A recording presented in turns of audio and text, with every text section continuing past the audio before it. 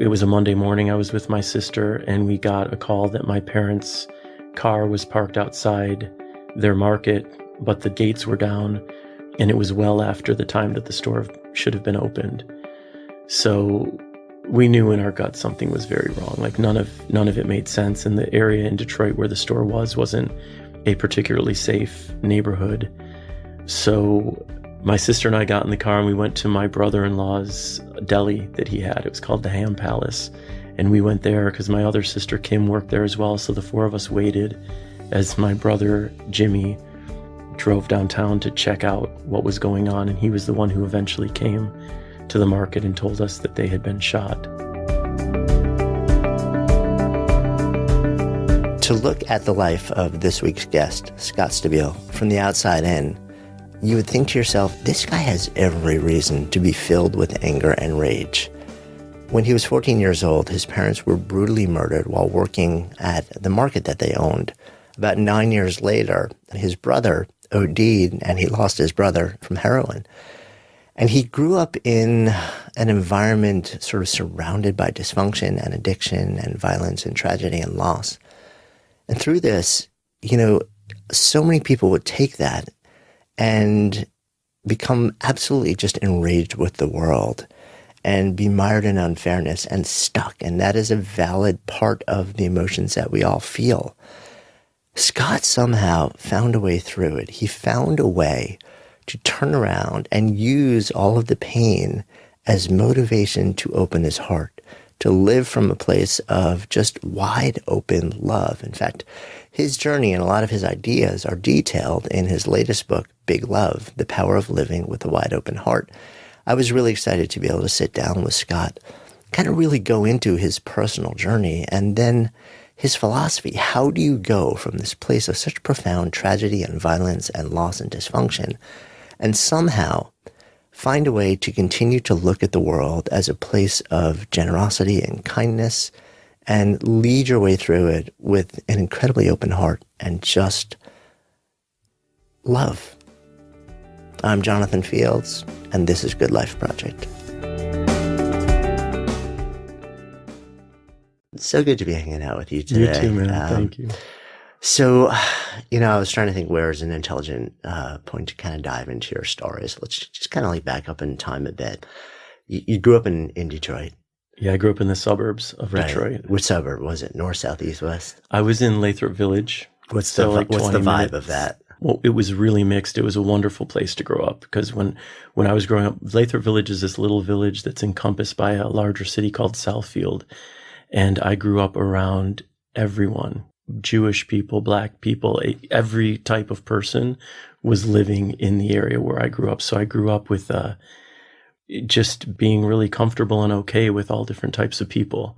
And then ended up moving in high school to an area of Detroit that's called St. Clair Shores, which was all white Christians. Like they did not know what Jewish people were. I remember having to explain to them about Jewish people, like they're just people, it was so bizarre how limited their exposure to anyone other than just white Christian people was. So that was a bit eye-opening, Yeah, it is so interesting how certain places in the United States feel like they're just complete melting pots. I think New York being one to a large extent.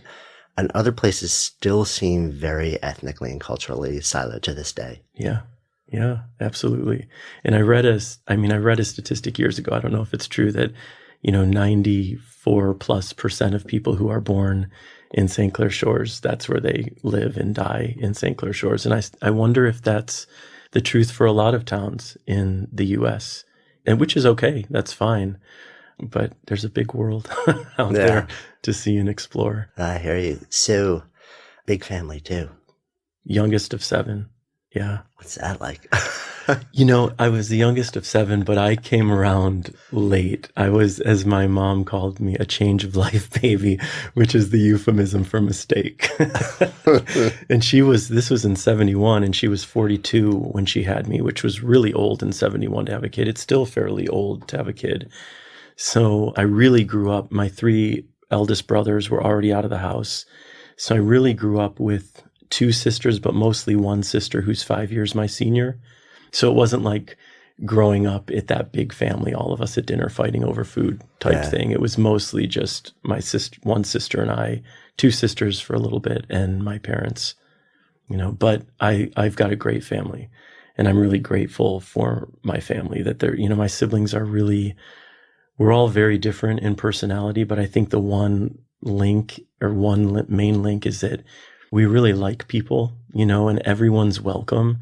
So anyone who brings anyone to any of the family gatherings is immediately enveloped by everybody. And so many friends have said, God, your family just, makes me feel so at home and comfortable. And it's true, I've got good siblings. Where did that come from, do you think? Like, well, were you, as a young kid, were you inviting outsiders in, or was the family always sort of hosting other people? My parents died when I was 14, but up until then, there were a bunch of characters coming through our home, and, not entirely savory ones all the time, but I would say, so I suspect that's something we got from our parents. I definitely think, it's funny because, again, I was only 14, and that's a young age to lose your parents before you really can become clear what of them you've carried on into your life and how much like them you are or aren't. So I never really felt that I was a lot like my parents. But when I reflect back, I recognize that they loved people. They were really open-hearted in that way, and they accepted people. And I see how I am that way as well. And I see how my siblings are that way as well. And I suspect it's because of the example they set. So tell me more about them.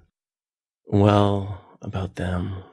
My dad was a big gambler when he was alive. I didn't have a good relationship with my father. I really, really hated him, honestly, as a kid, and mostly because we had no connection. He gave me no attention and seemed fairly uninterested in my life. That's how I interpreted it as a kid. It was almost like they had done their parenting with the first four.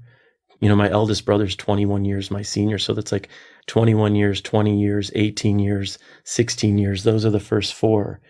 And they got the brunt of the parenting. They got the parents showing up at ball games and being active in their lives in a different way. And then the last three didn't.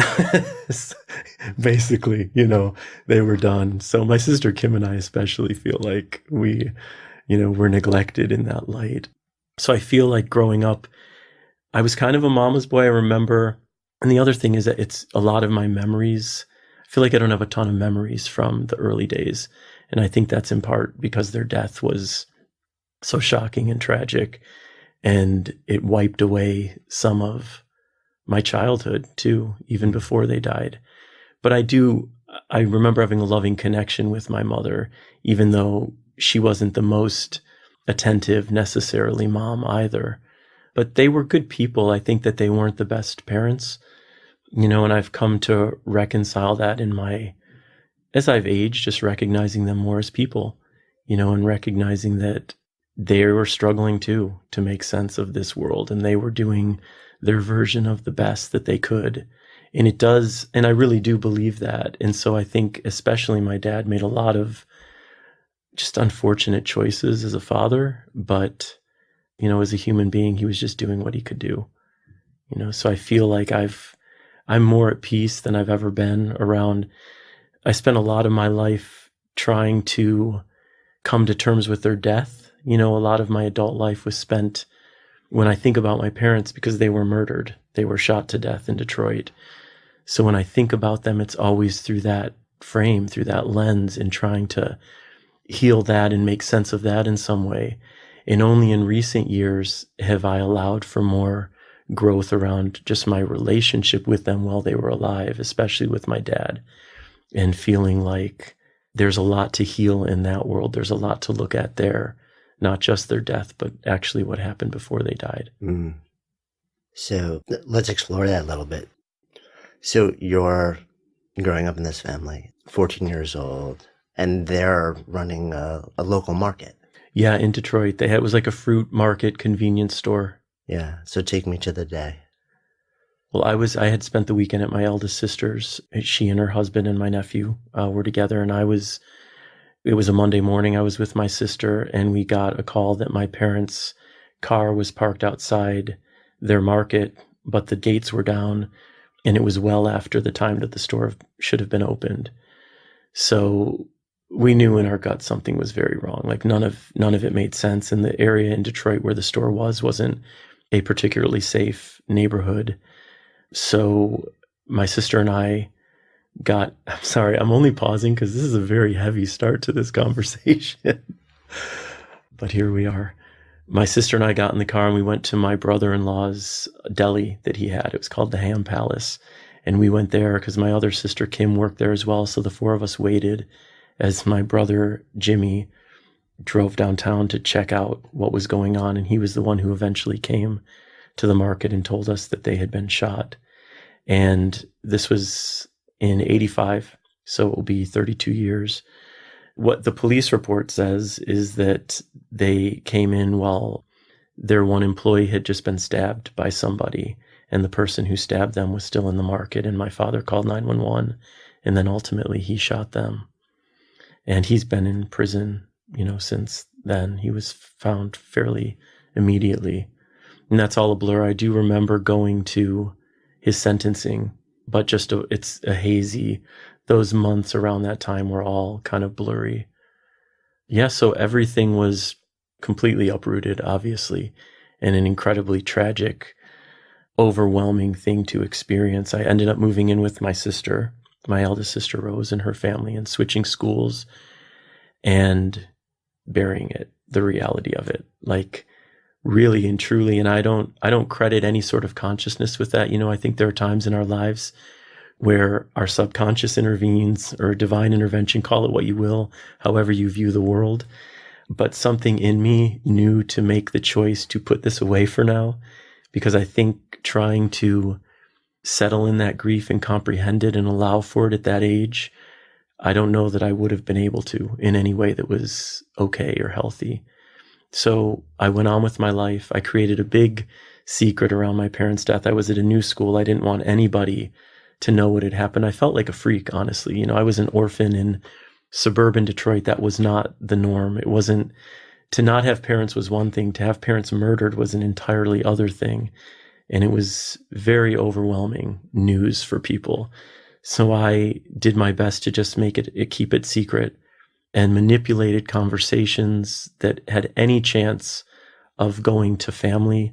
I would shift them. Really, I was masterful in turning dialogues away from family and shifting discussions and avoiding ever acknowledging my parents or my family in any of it, which was exhausting, and close friends would eventually find out, which was always a relief, because it's, any secrets we're keeping, it takes a toll. And I realized later, it wasn't until my 20s, and I carried on with this through college. I was a good student, a popular kid, went to a good college, good student. So you basically just completely compartmentalized it. Completely. Yeah. Like once a year, like clockwork, I would have a meltdown cry, but literally just once a year. And then it would come on again. It was usually precipitated by too many drinks and my inhibitions down, and maybe a conversation that happened. And it would be this all-out cry, and then the next day compartmentalize again. And from what I recall, there's something I know that you shared, which is that your mom, I guess, had planned to retire, to stop working some 4 days post. Yeah, it was her last week at the market. I had been begging her to quit, because I spent a lot of summer days and weekend days at the store working. And I knew it wasn't a safe neighborhood, even though I had a lot of positive experiences working down there. But you're working behind when you're behind bulletproof glass, when you're doing the cash register and stuff, which is usually not a great sign of the neighborhood. But it was, my mom had finally agreed to leave. So this was her last week, which was, made it I don't know if it made it worse, but it felt like it made it worse. Yeah. So you continue on sort of putting this away. Something inside of you says, this is not something that I'm ready to handle in some meaningful way. At the same time, you're struggling. There's something else that's sort of like deep inside of you. There's an identity, there's a gender identity, a sexual identity that you're grappling with in the midst of all this as well. Yeah, being gay, basically, and feeling that was the other big secret. So being an orphan, but being gay was even a bigger secret. I mean, that was something that wasn't. And this was the 80s also, so it's not like now. It's not like now. Yeah. It wasn't, not even close to being like now. Yeah, and this is the 80s when, if the conversation around being gay is around AIDS predominantly and the horrors of AIDS, and so I went after college, I moved from Michigan to San Francisco. And that was a really amazing choice. Well, I mean, San Francisco is the gayest place on the planet. So one, I knew that by moving there, I was also making the choice to come to terms with my sexuality in a different way. And when I did move there, I started, initially I got a job at a law firm. I thought I might want to become an attorney. And I was very miserable very quickly. I was a file clerk at a law firm. And this was I had worked all through college and high school, but this was my first foray into the working world. And I was surrounded by miserable people, like people who genuinely seemed, and this isn't, I have a lot of attorney friends. This isn't a statement on attorneys in general. It just wasn't your path. It wasn't my path. No. And I was like, oh my God, like this is not my life. Like, I'm not going to do this. And I watched myself over the course of 7 months become increasingly unhappy and anxious, and I'm 22 years old and just moved to San Francisco. And I'm like, okay, well, there's a clear lesson here. And I made a commitment to myself. I'm not going to compromise my happiness for work. I don't need to. I'm lucky enough that I'm not going to have to.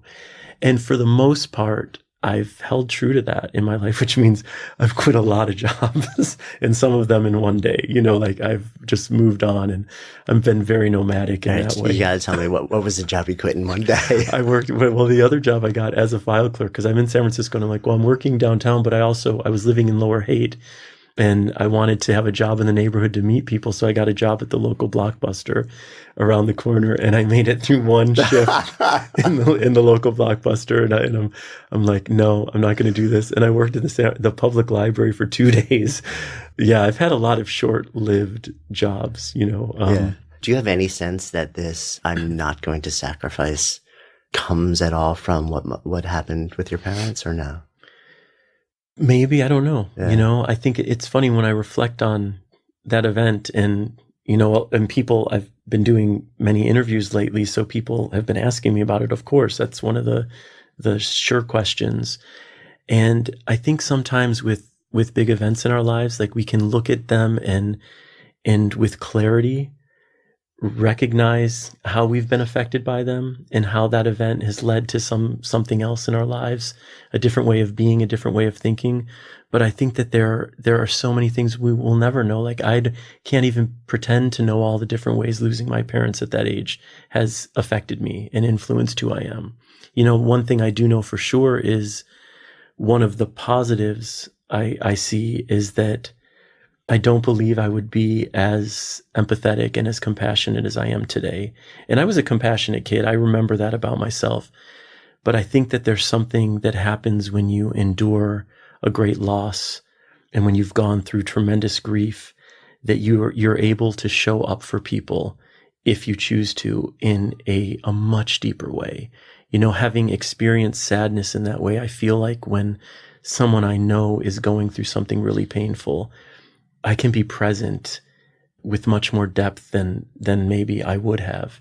And I also know because, I do I think people who know my work, they tend to see me as this incredibly optimistic, positive, quote unquote, inspirational guy, and that is a part of my personality and a part of who I am. But I think that when they recognize that it's not coming from having lived only a charmed life without any pain, that it packs a deeper punch. It's a reminder that, and the thing I also feel is that we've all experienced our own tragedies and traumas. You don't have to have your parents killed to have gone through, experienced great loss in your life. I think that's the story of humanity if you're an adult. But at the same time, I understand that, my willingness to speak about the more painful aspects of my life, as well as like where I am today and why I'm committed to love and kindness and compassion, I think that it supports that journey in a different way for people. Yeah. Good Life Project is supported by HelloFresh. So HelloFresh is a meal kit delivery service that shops and plans and delivers your favorite step-by-step recipes and pre-measured ingredients so you can just cook and eat and enjoy. It's awesome. You can actually choose your delivery day for whenever works best for you. You can actually pause the account when you're out of town, which is awesome for me because I travel a fair bit. And the ingredients come all pre-measured and labeled meal kits, and it's just delivered to your door. And they offer a really wide variety of chef-curated recipes and 3 different plans: classic, veggie, and family. What I super love about this also is they really encourage me to try things I never thought to cook on my own. This week, I actually had their balsamic onion burgers, and I had never thought to actually saute onions in balsamic vinegar, and it was like life-changing for me. Anyway, special for you guys, you can actually get $30 off your first week of HelloFresh. Just go to HelloFresh.com and enter GoodLife30. So that's HelloFresh.com, enter GoodLife30, and you will get $30 off your first week of HelloFresh. I'm fascinated by this sort of line of exploration. Do you feel like there is a way to access that same level of empathy and compassion and love without having also gone through the equal depths of the opposite experience and emotion? In my gut, I would say yes to love and to empathy, because I think empathy, really what it's calling on us to do, 2 things. One is, if we can really connect and relate to someone's experience, to be willing to sink into the pain of our own experience so that we're able to offer a deeper connection to the person in front of us. But if we can't really relate to what they're going through, I think empathy calls on us to really work at imagining what it might be like to experience whatever it is that person's experiencing. And so no matter what I've experienced in my life and what I can relate to about your experience, I can always work at trying to imagine, what is your struggle? What would it be like to walk in your shoes? What has your journey been like, to the best of my ability? Anyone can do that. And I think empathy is just practice.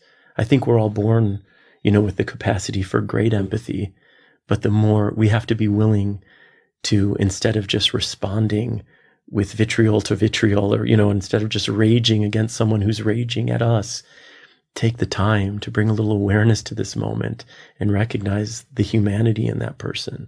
This is still another human being with their story and their struggle.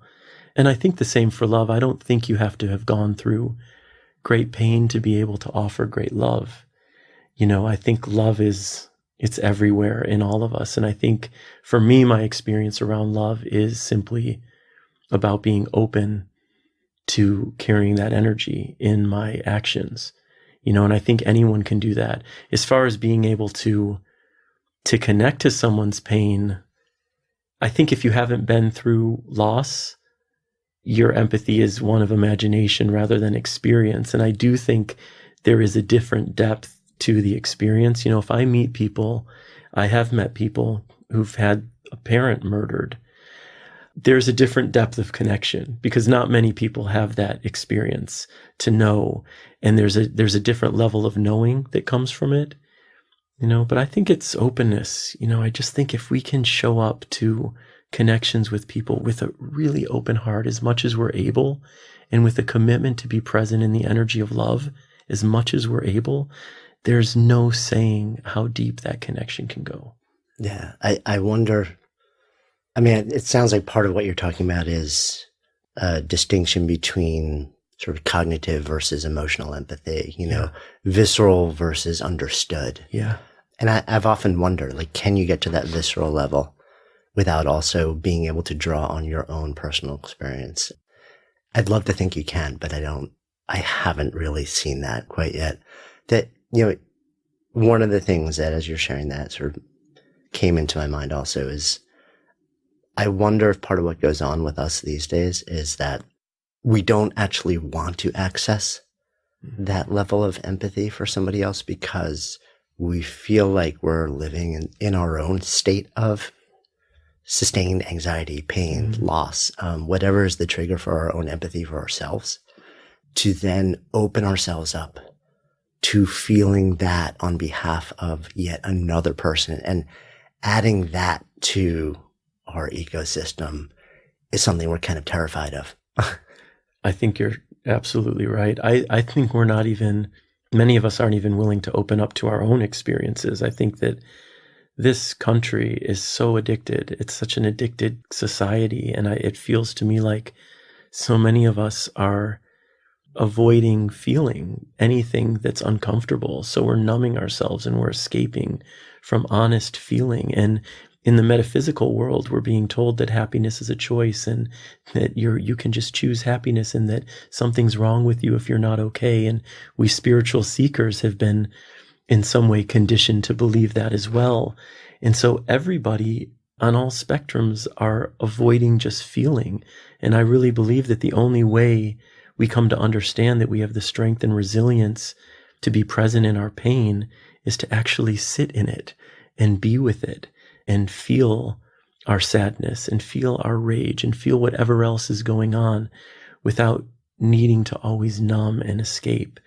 And when I look around and see so much violence and so much rage, and to me it just feels like so many people who are unwilling to be sad and unwilling to look at their experiences honestly. So we're all raging at one another and blaming one another because we don't want to take responsibility for the own mess that is alive within each of us. And there is a big mess alive within each of us, in my experience. People are like as beautiful as you can possibly be and as disgusting as you can possibly be, in that full spectrum in between. My experience is that's the reality of being human for all of us. And if we would just be more willing, or could be more willing, to understand that and to accept it and to recognize, hey, that's okay. How can I fuel my experience with more love and more kindness and more compassion? And how can I bring acceptance to those parts that are envious and blameful and jealous and that feel gross, Yeah, I feel like we are so mired in either raging or numbing. And because we think that that is the appropriate, that's the way that we live, that's the way that we feel okay, rather than like what you're offering, which is, what if you just felt it? Yeah. What if you felt it like from the inside out, and the suck and the hurt and the pain? Yeah. And what if you actually just felt it, and sat with it? Which brings us back to your story, because you're living this, you've gone through this horrendous experience. You pretty immediately compartmentalize and shut it down. You numb yourself, right? So instead of choosing rage, you choose numbness. Yes. And compartmentalization, which I think is the other side of, like, that's the other choice a lot of people make without even really realizing they're making it. And this sustains for years in your life. And finally you find yourself in San Francisco. How does that armor start to crack for you?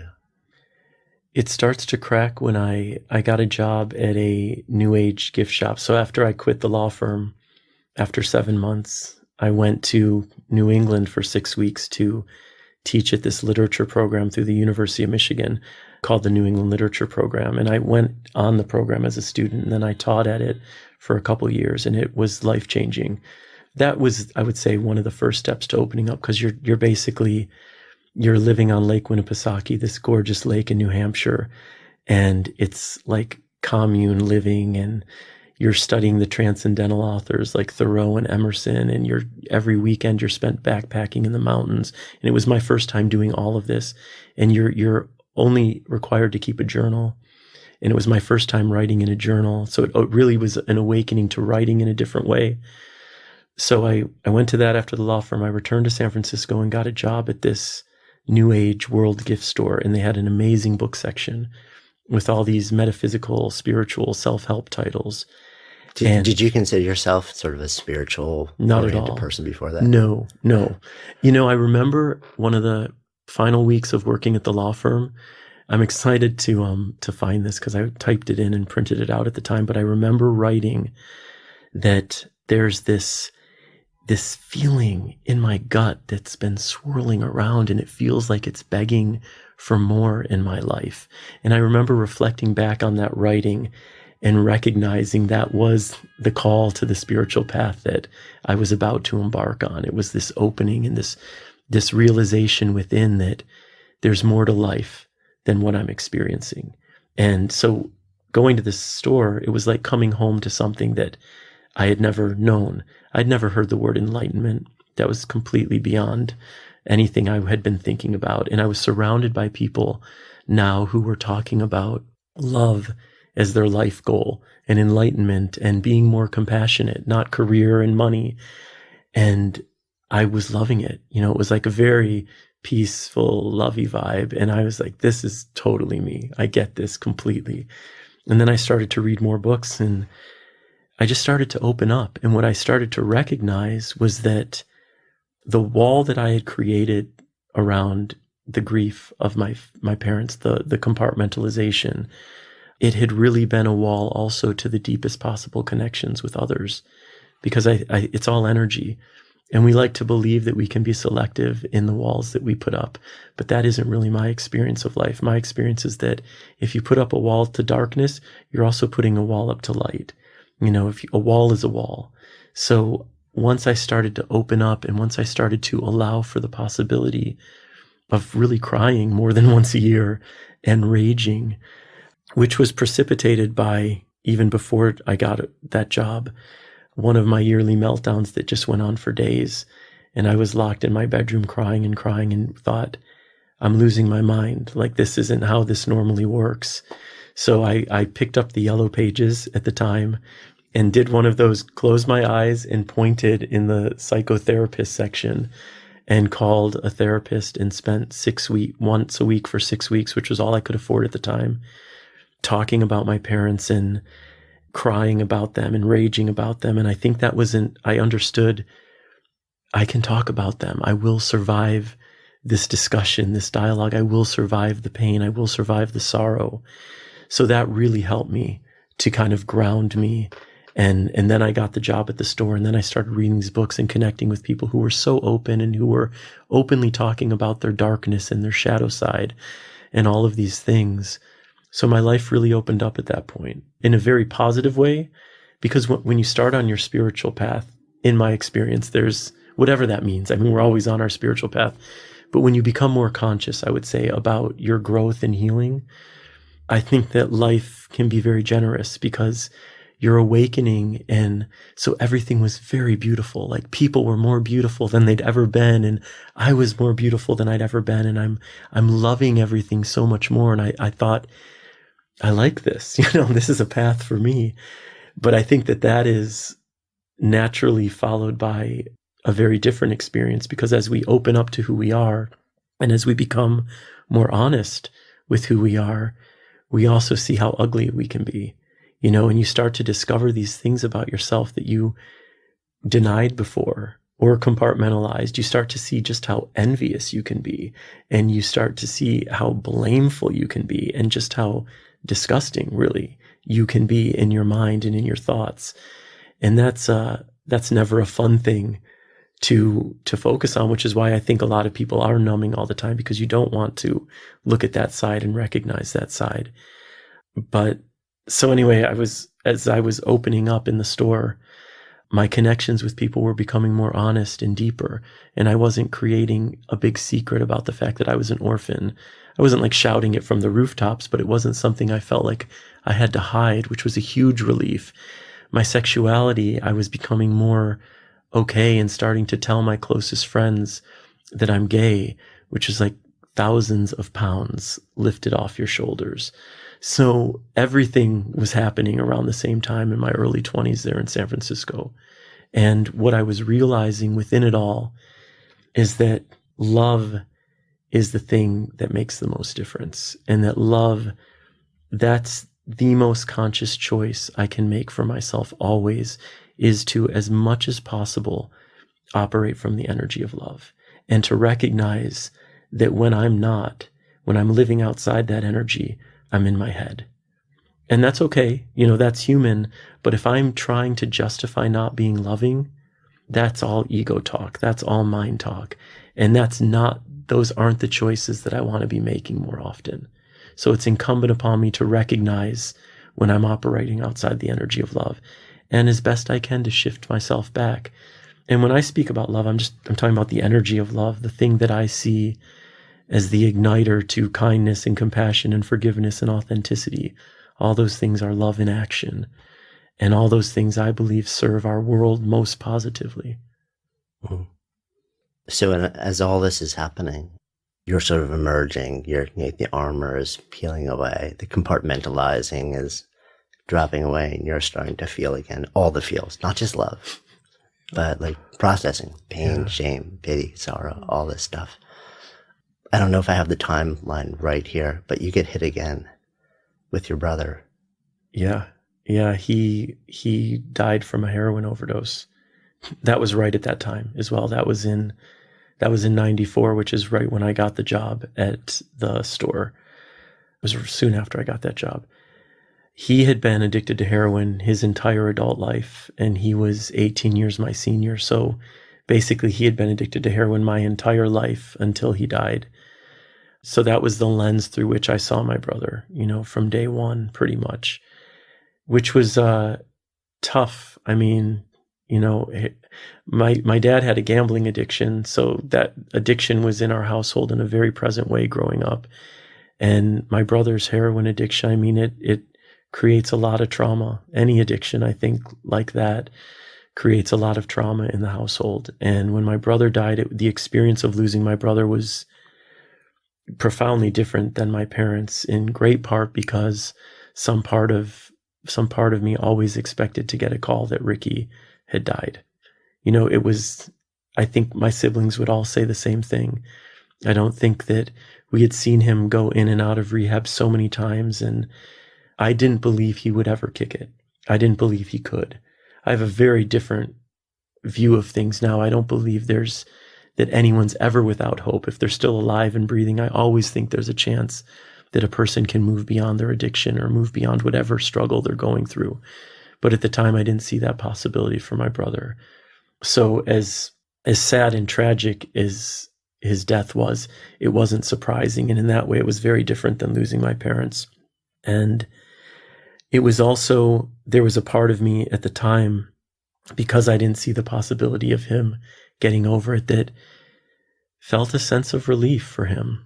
That he wasn't living on the streets, and he wasn't in and out of jail, and he wasn't who knows what, how he was living, that there was finally peace to that story, But he was a beautiful soul. He really and truly was. Like he was the type that is an instant friend to people and always smiling and a loving soul. But I think ultimately too sensitive. I don't know what was going on in his head that had him feeling he couldn't be present in the world. But I think that a lot of people who struggle with addiction, they're the most sensitive people. And this is a very intense and overwhelming planet, Yeah, and then you add on top of that the fact that he was already struggling, and then what happens with your parents? Exactly. The burden of that. Exactly. Were you say that you've changed the frame, that you sort of see the choice that he made, which is interesting because it's probably a bit of a controversial statement, right? Because what I think effectively you're saying is, originally you saw this as this was his inevitable. This was just what was going to happen. Mm-hmm. He hit a point in his life where he couldn't exercise choice anymore, mm-hmm. where the addiction was him. Yeah. And at some point it would take him, and it sounds like you had almost made peace that at some point you would get that call. Yet you don't see it that way anymore. No, the trajectory I went through around addiction was when I was younger with him, not understanding it and feeling like, why is he doing this? Why is he choosing to do this? And then in college, really coming to believe addiction was only and always a disease. So then realizing he has no control. This is beyond his control. And that's not how I see addiction now. It's not that I don't think substances are and can be addictive. I do, but I also think, and I don't in any way see addiction as a choice, because who would choose to become addicted to something? But sobriety is absolutely a choice. People and millions of people all over the world are choosing to be sober. And so I think there is greater power in a person in their power of choice than there is in a drug. And I recognize that makes it sound very simple, and I don't think it's an easy choice. I think that people who are really struggling with addiction are having to make that conscious choice day to day, hour to hour, minute to minute for some. But we see too many people who are functioning, in a healthy way for me ever to believe that someone is powerless in the face of their addiction. I just don't believe that. I believe there's always the potential to move on from your addiction and live a life without whatever substance or habit you've chosen for yourself, or you know what I mean? However you came to. I think part of the provocative part of that is the idea that people can potentially read that as victim blaming. Yeah, I hear you. And I think in a society that we live in now, where one of the biggest public health struggles we have in this country right now is like rampant expansion of opioid addiction, and a lot of people just saying, please God, tell me what to do, and not being able to figure it out. I would love to believe also there's choice in there too. I haven't had the exposure to it, and I've done none of the research to really understand. The little bit that I've done, speaks to the difference between behavioral addiction versus actual physiological addiction. Right. And how the physiological addiction actually ends fairly quickly. But the behavioral addiction is the thing that is brutal. And a lot of that has to do with environment. Absolutely. And access. Mm-hmm. And I think maybe it's, can accept the idea that there is a choice that you're making every day, maybe every second of every day, every minute of every day, if that's all you're thinking about. But what gives you the capacity to make the choice that either takes you from a troubled place into a better place, or if you're in that better place, keeps you saying yes to that place and no to the darkness? I don't have an answer to that. No, I don't either. The only thing I know is there are countless examples of people who are living sober lives, and some of whom I've read many books and many memoirs from people who were like rock bottom, like never imagined they would move beyond. And they did. And when I talk about, so I say that only for hope, because you're never without that possibility in your life, no matter where you are in your addiction or where you are in your struggle. There is always hope that you can shift beyond it. And I also, this is going to be potentially a controversial statement also, but I read, there's a book called Chasing the Scream. I don't know if you're familiar with it, by Johann Hari. And he writes about the drug war and how problematic the drug war's been, and how it's done nothing. All it's created really are a lot of people getting murdered, and a lot, and it hasn't really helped curb drug usage in any positive way.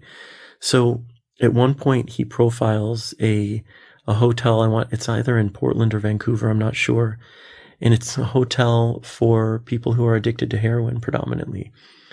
And they make no judgments. That's the thing. I don't really have judgments about addiction at all anymore. I used to judge my brother harshly, but not anymore. And they have a medical staff there. So if you're staying in the hotel, and they were profiling this one woman who lives there, and every day she gets heroin injected into her by the nurse on staff, and she has a room there, and they're just trying to create a safe place for people who are addicted to be, so they don't have to live on the streets, and they don't have to steal, and they don't have to worry about their next hit and get this diluted heroin that's killing people. And it was really, reading this, it was one of the first times that I even understood she'd had a very profoundly traumatic childhood.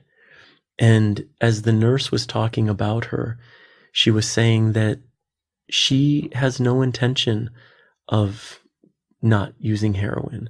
Like, that has been what has helped her survive her life. And when I look at addiction, I think, who am I to judge how people make it through their lives? I don't feel like the only way to make it through life positively is if you're clean and sober. And if what it takes for you to move through this life is to inject yourself with heroin, who am I to say that that's the wrong choice for you? And So I believe that at the same time that I believe that if what it's taking for you to make it through your life is injecting yourself with heroin, there's a lot of obviously pain and trauma there.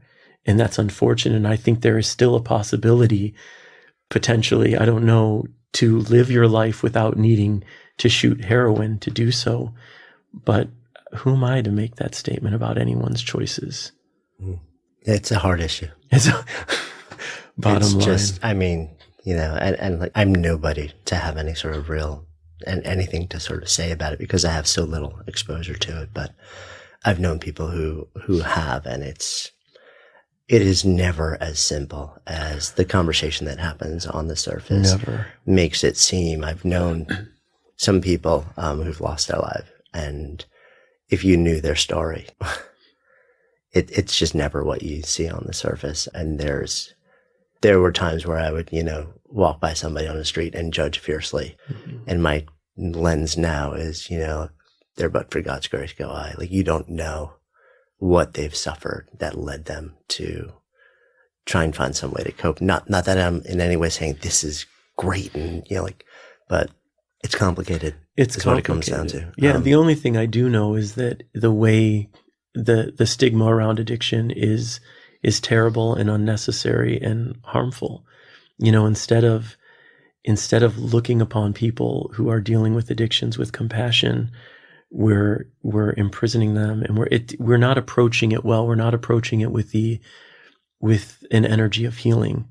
We're not creating a space in a society that recognizes the pain and trauma that goes along with this. We're simply stigmatizing them as weak and whatever else. And that conversation needs to shift. And if I find hope in the opioid crisis that we're seeing, it's just that, like anything in the world, the more families that are touched by something, I think the more awareness that is brought to a subject, and the more compassion people might be able to find. And it's tragic that so many people are finding themselves connected to somebody who is addicted to heroin or who has died of heroin or opioids. But my great hope is that it shifts the conversation around it,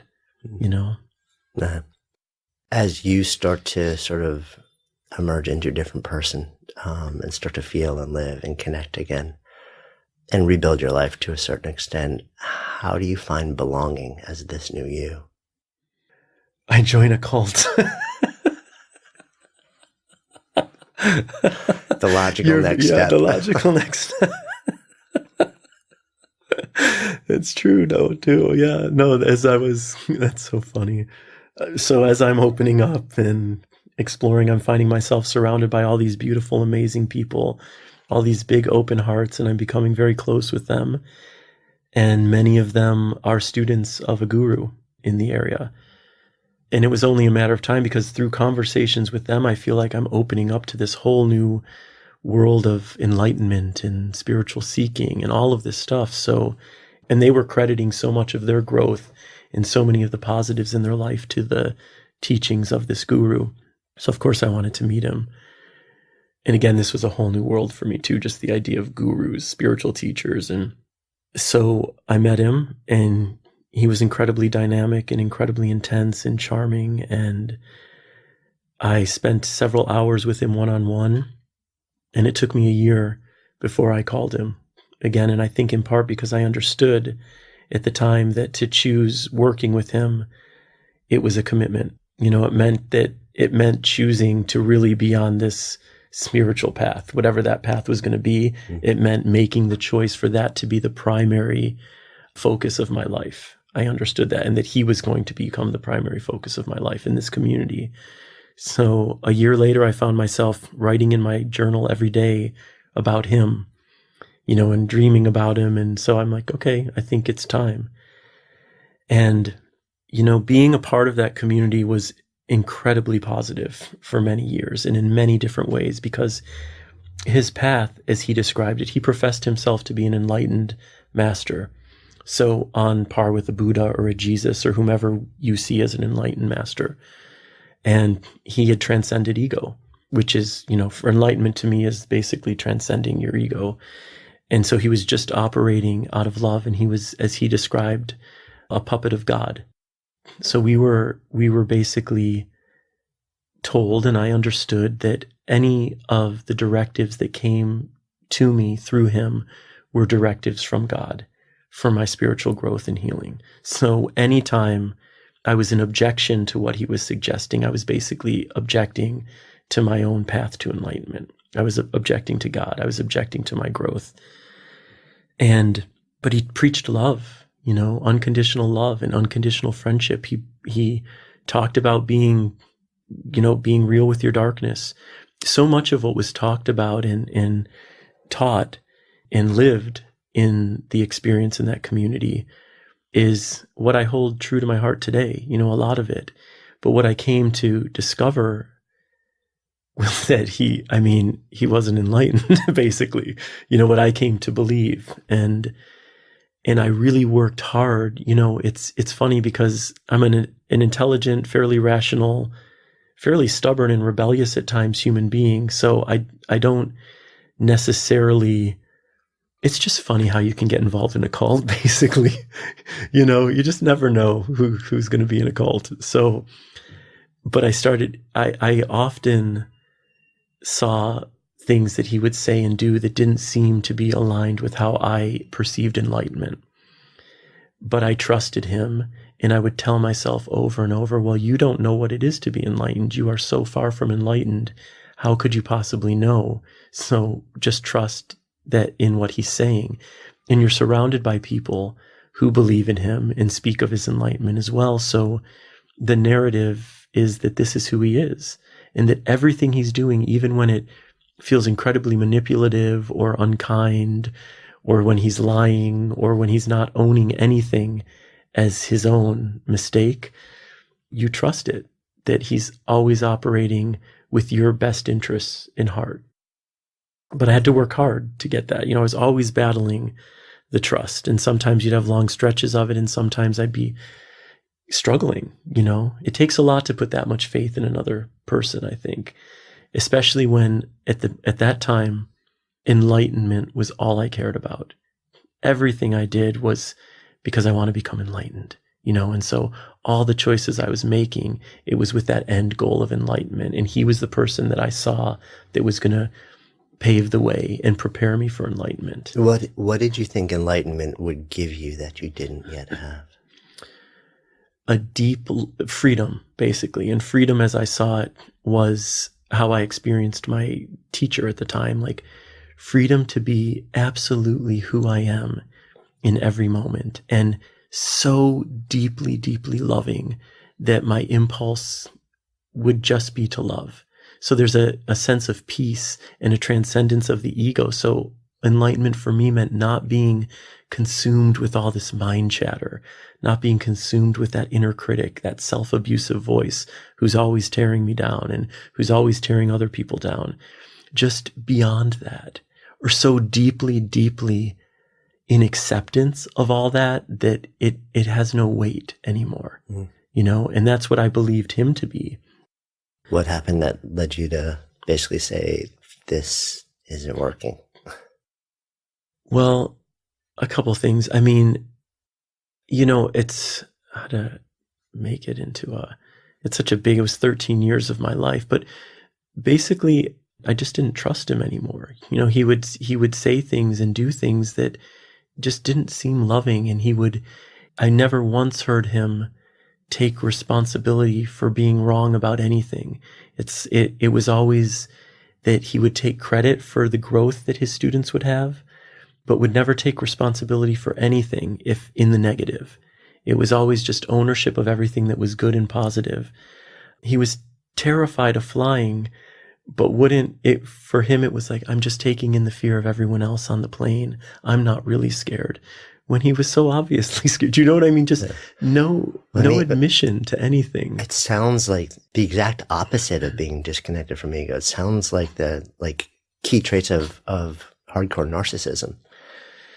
Yeah, no, really egomaniacal, honestly. Yeah, which is so interesting that, the initial perception is the opposite, because he can explain away it as, well, this is just me being a vessel for these feelings from other people. It's interesting how people will create the language around it that sort of is designed to have others forgive them for these things, and almost look at them as a saint.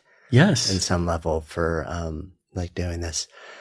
When you finally kind of realize, okay, this time to move on, this is not who I believe the person to be. Did that also cause you to question whether in fact it was possible to live in a place where ego was not sort of like the leading thing, and to actually live from a place where love was sort of like the defining experience? No, I never questioned that. I knew in all those years that my connection to love was paramount to me, and that didn't shift in any way. What I really came to find is that what I was experiencing, it wasn't unconditional love. And I also came to understand that enlightenment is not an achievement. It's not something we have any control over. I listened to, and that was a very freeing realization, because I had focused so much on achieving enlightenment, and I had connected how I was showing up in the world and how loving I was being and compassionate and all of these things as the path to enlightenment. But you had a great interview with Byron Katie that I listened to recently, and I loved it in part because she's amazing, and also because she talked about her, I'll call it an enlightenment experience, for lack of a better word. I don't know if that's how she referred to it, but that came when she was in the depths of depression, 10 years of depression, and she found herself on the floor sobbing or whatever, and then was hit with this moment of clarity that never left her. And it was such a reminder to me that I think in part we can do so much to create more growth and healing in our lives. Absolutely. And we're always served by working on ourselves. But in terms of enlightenment or these clear moments, it's like she wasn't doing anything. She was in the depths of depression for 10 years. It wasn't like she'd been on this spiritual journey. And that's how I view those moments often, is that that's not something that if we put this many hours into being loving and being empathetic, we're going to get enlightened. And that was such a huge freedom for me, because then I don't think about enlightenment at all anymore. It's not, I don't even care, and what I found is that everything I was doing that I thought would serve enlightenment, like showing up in my life with as much love and as much peace and compassion and kindness, is how I want to live my life anyway, just because that's a great way to live your life, and it feels good, and it serves people. And so it's not connected to enlightenment, which also helped me move on from this path. And when I did leave, when I broke up, with my guru cult leader, I did so in a very peaceful way with an email, because I felt like he would talk me into staying if I had a conversation with him. And he had the whole community. And my fears were that I would lose all my friends, and they were my family, really my closest people, and that I would be punished by God, which is funny because I didn't even know if I believed in God or what my relationship with God was, but it was hammered into us: you do not betray an enlightened master or you will be punished. And so those were my two big worries about leaving. And so it took me about a year from the time. Which that alone is sort of like this powerful evidence of Yeah, no, absolutely. Yeah. But when you're in it, you're in it. Like when you're in it, you're in it, and so he did. I lost the community, deleted me from their lives, and it was incredibly traumatic to lose them all overnight with, no explanations, no connection. But as far as I know, I haven't been punished by God. And I've never looked, this was 8 years ago, and have never regretted the choice. I've missed them all. And I when I look back on it, it's still, there was so much love and so much positive connection that came from that experience. But ultimately, especially when I left and the choices he made around my leaving, it just doesn't reflect unconditional love as I understand it, And it also drops you into a moment where, once again, you have to make a choice. Who am I? How do I want to live? And who do I want to be in community with? Yeah, absolutely.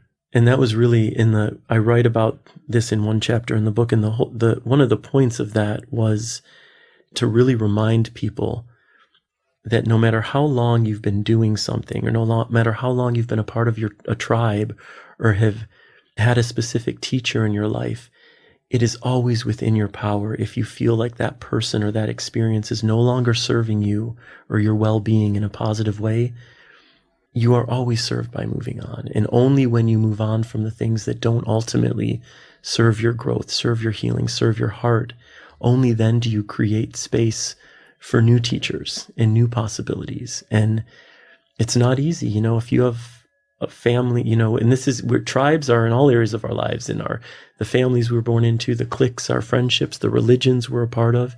If you're surrounded by people who are all following, one way of being, and they're saying this is the way, it takes a lot of courage if you find that this isn't the way for me. It takes courage to step outside of that.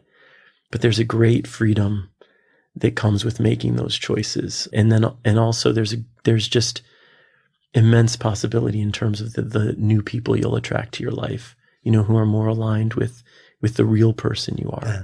And it also requires self-love. Tons. It's funny, I taught yoga for a number of years, and there are these things called the yamas and the yamas, and there's a Sanskrit word, which is ahimsa, which translates roughly to nonviolence. And we tend to look at it as one of the, like the ways to behave in the world to others.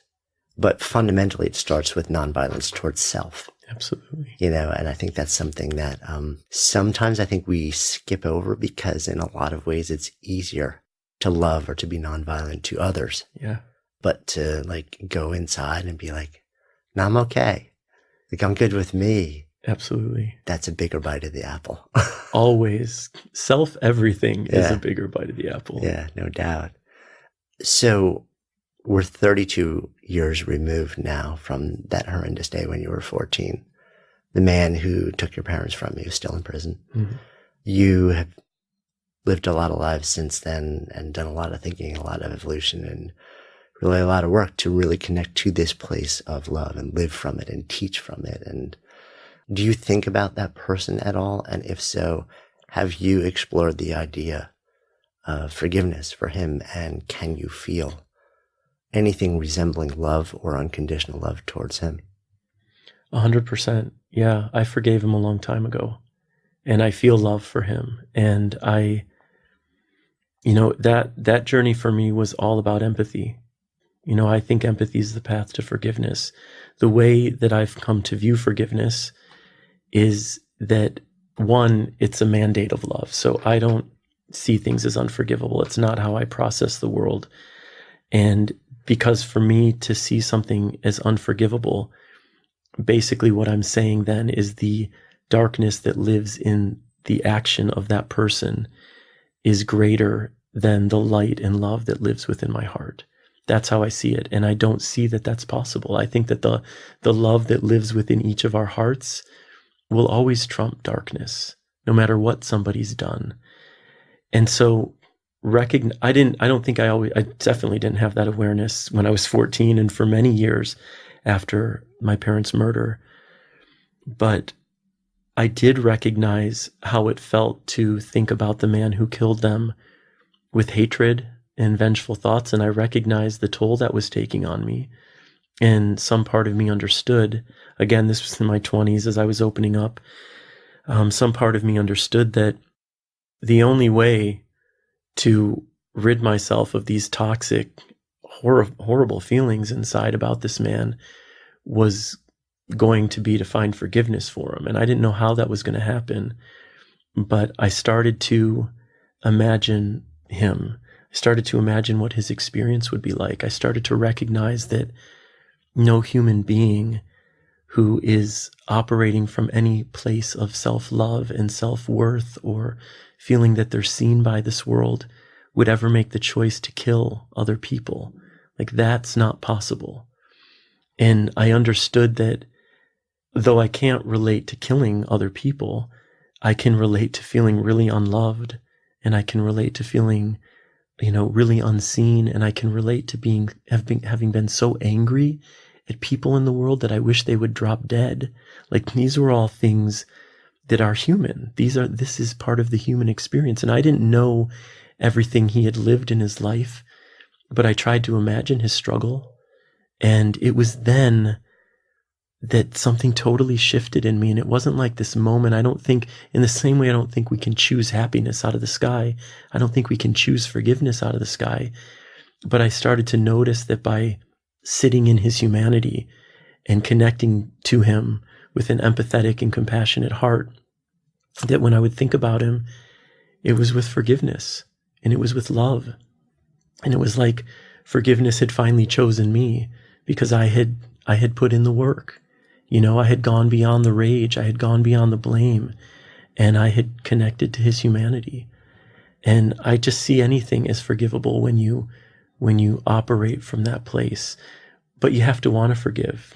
I don't think if you believe things are unforgivable, you're not going to find your way to forgiveness. And I believe that if you believe in forgiveness, even if it takes you years, you're going to find your way there, you know? It feels like a good place for us to come full circle. So if I offer the phrase, to live a good life, what comes up? For me, it's to live in act from the energy of love as often as possible, and to repeatedly ask myself the question, what does love invite me to do in this moment?